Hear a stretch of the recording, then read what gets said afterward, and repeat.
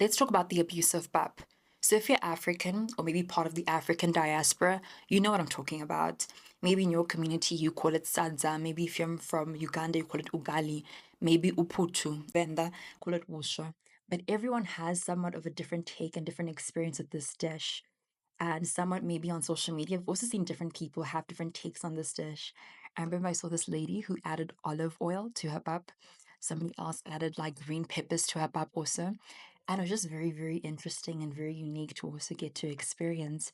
But at the end of the day, many people, when they watch these videos, they respond, they're very upset.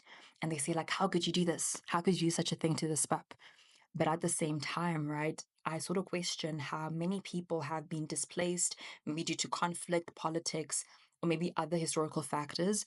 And somewhat as a means of trying to connect to their culture, they've begun to like adapt it in a way and trying to like sort of keep that alive, but also relate it in the way basically that they know how to.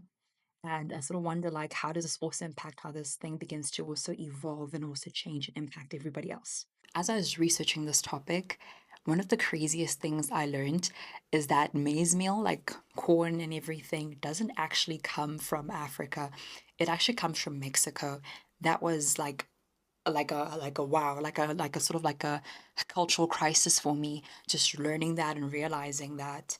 So, in this video, I'm going to be discussing the history of pap, putu, whatever you want to call it, and also not only that, but also looking at how it's also changing in the modern day context and what can we do as different people from the across the diaspora and people who live within Africa also like myself.